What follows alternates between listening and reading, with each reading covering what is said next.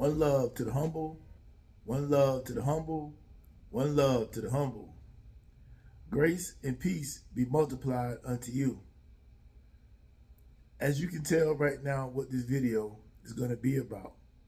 It's going to be about C Delores Tucker. C Delores Tucker. You know, to me, knowing what I know now at this age right now, Mrs. C Delores Tucker was right. She was right. And back then, the adults back then should have known better. I wasn't what you would consider adult in the 1990s. I was not an adult. In the 1990s, I was probably about I was probably like 12 or 13 in 1990. Something like that. Hold on. Hold up. Let me get my math right. Hold on.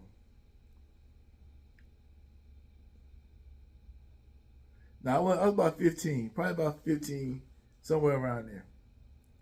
Anyway, whatever. The point I'm making is, she was right. Miss C Delores Tucker was correct in her analysis of the black community, the black female community, and the hip-hop community, the gangster rap part of the hip-hop community. She was right. And it should have been a complete outrage, you know what I'm saying, when the things that she was talking about came out. People should have jumped on the bandwagon and been a part of that and supported her. But that didn't happen. She got looked at as the bad person. You know how we do as black people, right? When somebody's saying something good and we don't like what they say, and they talking about something positive or doing something positive, we automatically push them to the side. See, what she came on, she was right on time.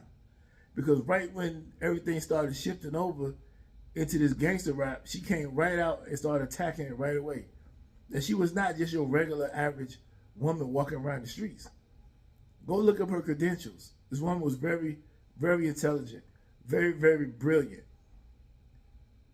One of the greats. She was one of the ones that was with Martin Luther King during the civil rights movement. She was also down for the black women movement. She was doing a whole lot of things that was going on. I was probably too young to understand what was going on. I wasn't really into certain things at that age, but you know what I mean. Somebody should have known what was going on. Some adults should have known, but I don't think anybody understood what was happening. But she understood. She had Betty Shabazz was with her. Y'all know who Betty Shabazz is? Yeah, Malcolm X's wife.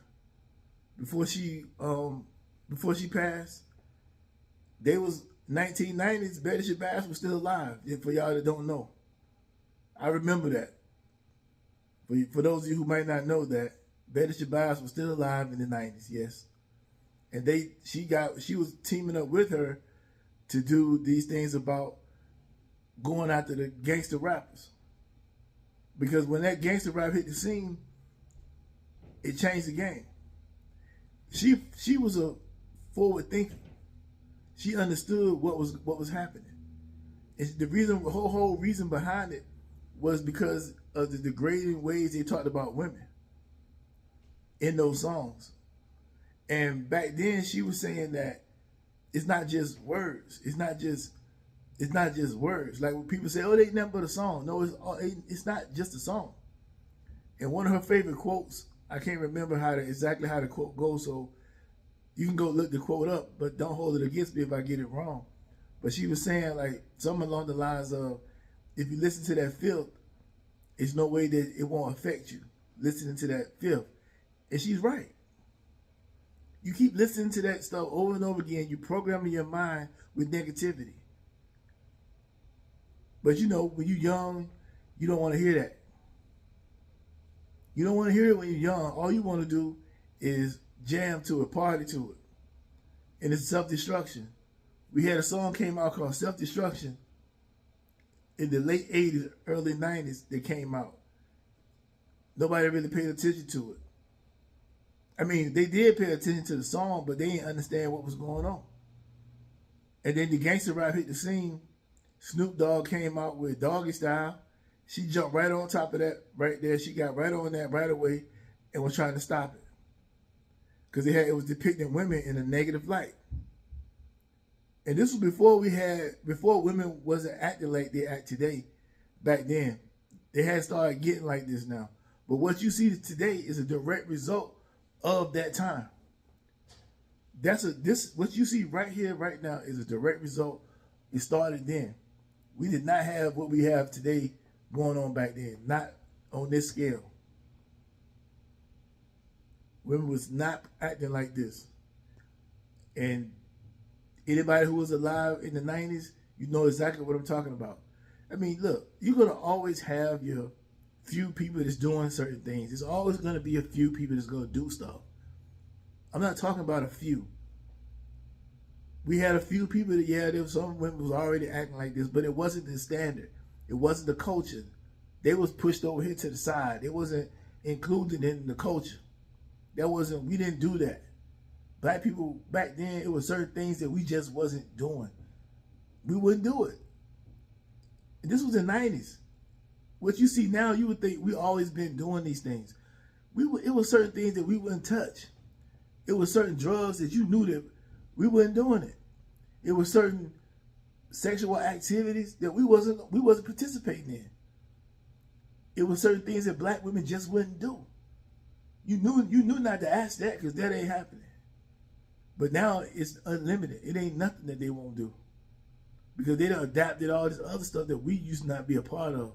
We were separate from all that crazy stuff. I'm just being real. This stuff needs to be told because people think like we always been this bad. We've been bad. But it seems like it just get worse. Every time it keeps getting worse. Like, how we get worse? We supposed to be getting better, right? We claim we hate slavery. We supposed to be against white people. All these things we say, but yet we continue to get worse, and it's nobody seem to be doing nothing about it. We think we're doing so great. You know what? I'm gonna go to blackdemographics.com. I'm gonna do another video and show you how bad we really doing. Because people think we're doing so good. Anyway, let me get back to this point. Miss C Delores Tucker was attacking, single-handedly trying to dismantle gangster rap music. She was attacking it. And then Tupac decided he was going to diss her. Tupac made a song. Well, he had a song. I can't remember the song right now. I should have came prepared, but I didn't. And I'm a Tupac fan. But I'm going to call it like it is. I remember back then when he said it. I didn't really understand what he was saying then because I wasn't too familiar with what was going on in the adult world. But I do remember that song. He said, C Delores Tucker, use a mother, right? And basically trying to destroy a brother. You should be helping him with trying to destroy a brother. You know how it is, right? That's what he said on the song.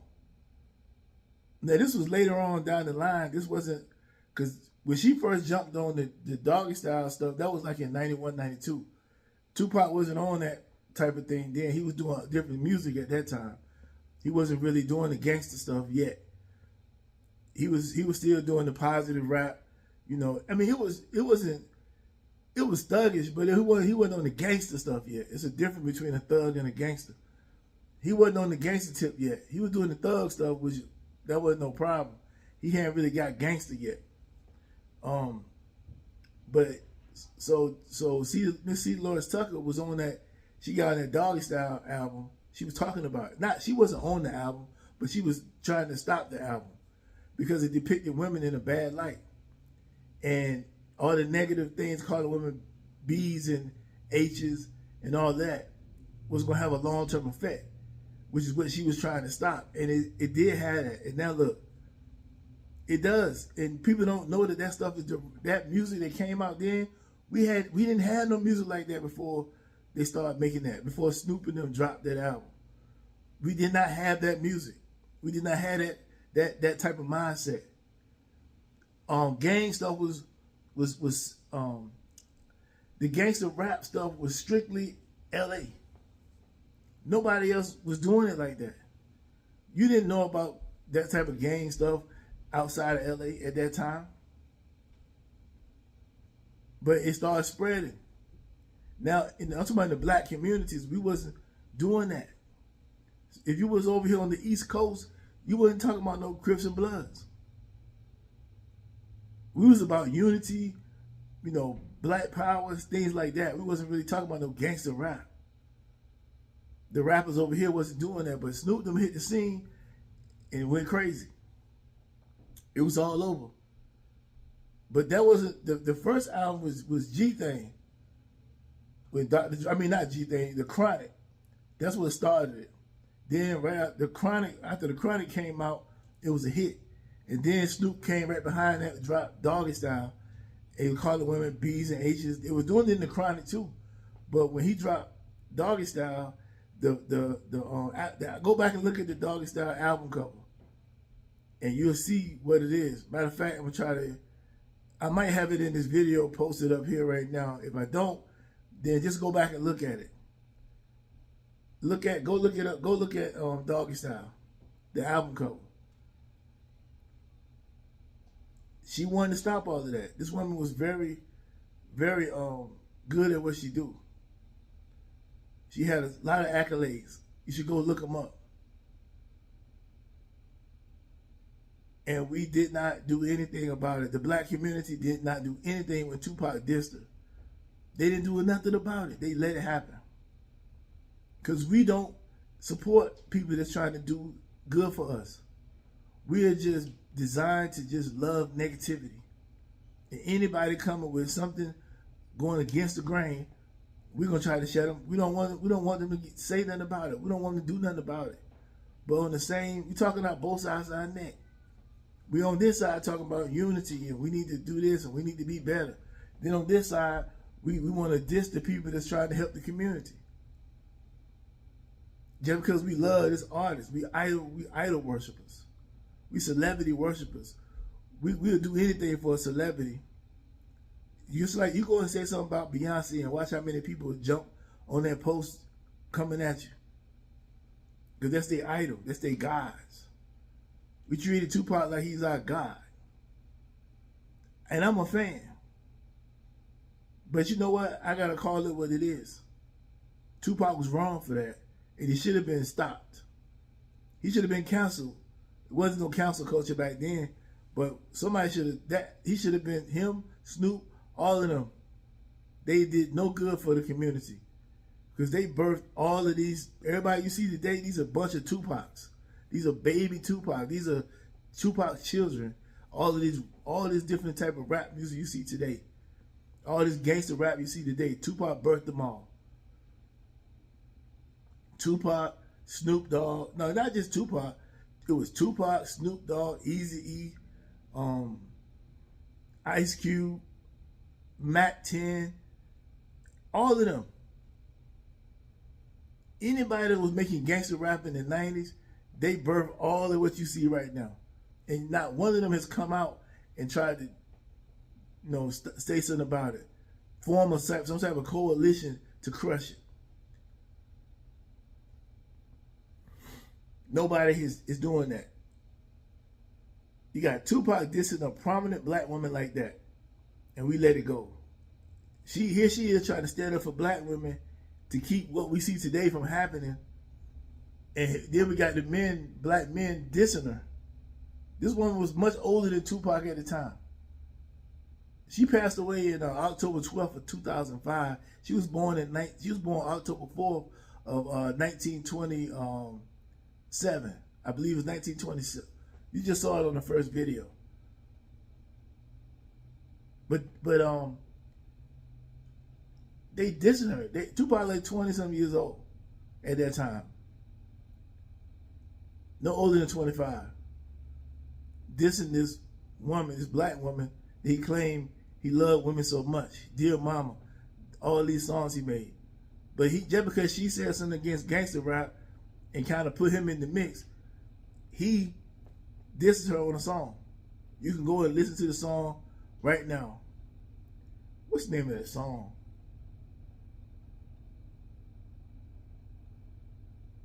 I can't think of the name of the song right now. I'll put it in the video. I'll put it in the I'll put it up here. Once I edit this video, I'll put the name of the song up here. But this is what he did. Dissed her, and we said nothing.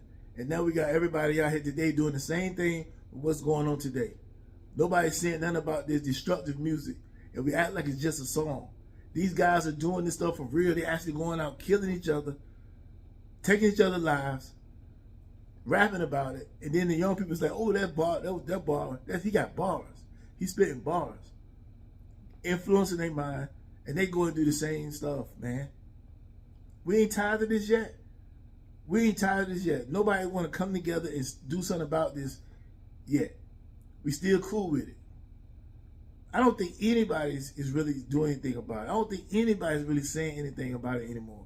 I think people just accept it now. It's just the way it is. No, ain't no more accepting it the way it is. Do something about it. Each individual person can do something. Can stop it. If everybody say something about it, tell them why it shouldn't be done, maybe something can happen. But if everybody in agreement, because silence means you agree. How are we going to raise the next generation of women if we keep letting this go on? If I keep telling you, you this, you this, you this, you're going to become that. You become what you think about. And you go to these shows, these songs, these women are standing in the audience at a little Boosie concert with him degrading them in the song, and they saying, they rapping along with him, degrading themselves. Think about what your mental got to be at to do that. That's programming, and you okay with it. You okay with it, that type of programming. These women are raising children. And the men, where the men at? Y'all doing it, y'all supporting these type of people. Y'all supposed to be men standing up, taking care of the community. You don't necessarily gotta be walking around in the community, but you can have something to say about these dudes that's making this music. You ain't gonna be, I know all of y'all not gonna do it, but the stand-up dudes that care about the community and care about family, care about the children, you should be the ones talking at least. But y'all sit back and let it go.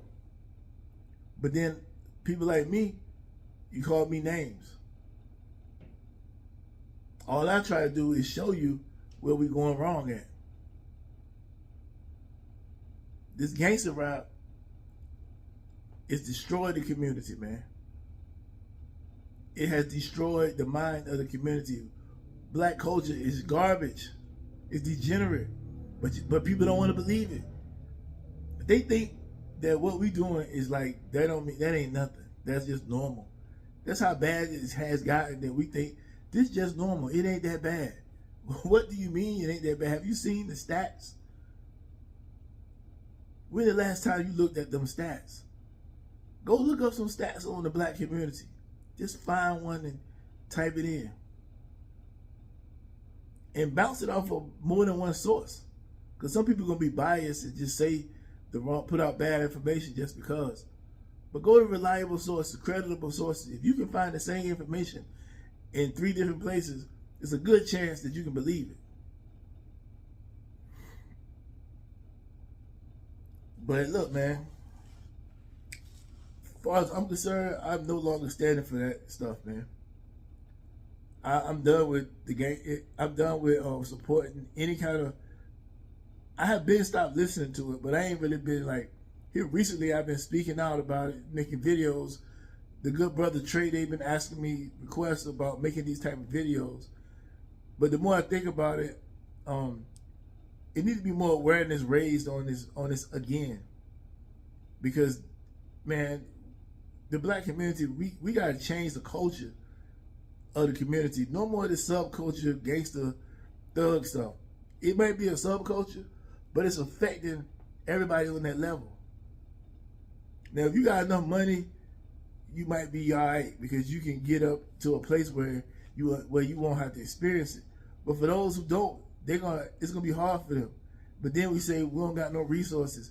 We don't have this. We don't have that. Well, they're not giving it to the hood because they know for what. For one, just maybe one or two people to benefit, to use it to their advantage, while everybody else is gonna still continue to do the same thing. That's a waste of money. You say we're gonna put these programs in the hood for what? And most of them kids ain't focused on that. If it ain't their favorite rapper, or it ain't something about some violence, or some fashion, or some girls, they don't care. We got to change the culture and the mindset. We have to. The future of the black community depends on that. And anybody that's putting out a gangster rap song don't care nothing about the community. They care about themselves. I suggest you to start thinking about what I'm saying. And Tupac, just remember, Tupac dissed C Delores Tucker. Now I want you to go back and look up her accolades. Go look up C Delores Tucker. Go look up her. Go look up this black woman, see what she was about. And you ask me, then you come back to this video and you tell me if it's cool when Tupac dissed her and nobody backed her up. Nobody backed her up. Tupac was able to continue on until he was shot. But up until he shouldn't even have been able to, he should still be alive because he shouldn't even be making no more music like that. But he claimed he was, all about loving black women in the black community. But listen to his music. And we talking about he was what they say he was leading us. He was dropping messages in the song. What message was he? Tupac was not dropping no messages to save the black community in them songs. I done heard all of Tupac's records. I'm a Tupac fan. And unless I'm missing something, you need to tell me where that was at. Because I didn't get that song. That wasn't his whole overall theme. He was about gangster, thug. The hate you give little infants, F's everyone. Thug life, remember that? That's what it stood for. The hate you give little infants, F's everyone. But yet, his music was doing the same thing that he claimed thug life represented. So he's supposed to be telling you that the hate you give little infants, F's everyone, and I say F's because I ain't cussing, F's everyone. But wasn't he giving the same hate to the young people? Wasn't he doing that? And I'm a Tupac fan, and this is what I'm saying, because I stand on the truth. It's the humble truth. I stand on the truth. I suggest you go back and analyze all these rappers, whoever you think is your favorite, rapper, singer, whatever they're about. And if their actions are not showing that they're producing any fruit, but all the fruit they're producing may be rotten, then you might need to question yourself or question why you even listening to that. Why are you putting that garbage in your ears? Why are you listening to that nonsense? It's got you acting the way you act. You think it don't have no effect on you. It got 100% effect on you.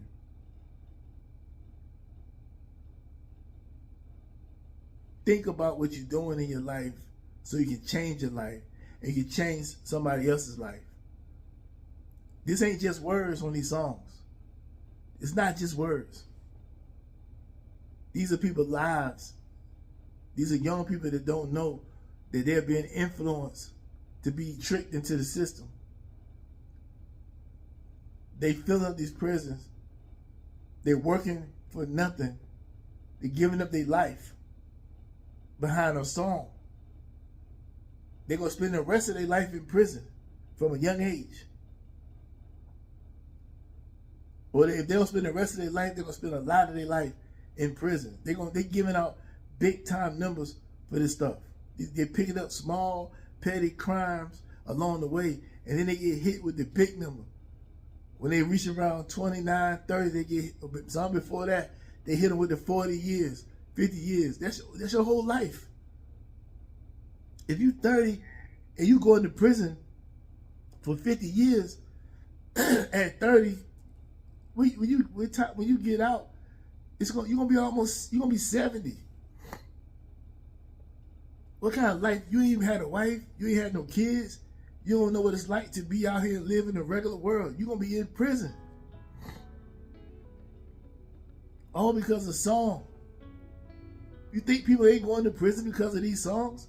Trying to act out this lifestyle because they think it's cool until they stand in front of the judge. And the judge say 50 years. Nobody can save them. And it ain't like prison is this nice vacation spot. It's not. They glorifying it, making it seem cool. It ain't cool. You go in there in your early 20s, you a lunch meat. You lunch meat. You gonna have a miserable.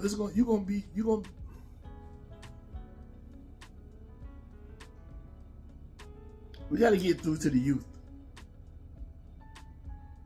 We gotta get through to the youth. It starts with me, and it starts with each one of you. What are we going to do? Are you tired of it? Are you gonna stand up and have a voice? Don't have to say, you just ask yourself that question. Are you gonna stand up and have a voice? Or are you just gonna continue to stand back and just watch it all just fall apart? Ask yourself for real what you want to do. If you made it to the end of this video, I appreciate you. I appreciate you. So please like the video. Subscribe to the channel. It's free. Just hit the subscribe button. And then just hit the share button so that more people can see what's going on. I'm asking that of you. Take care.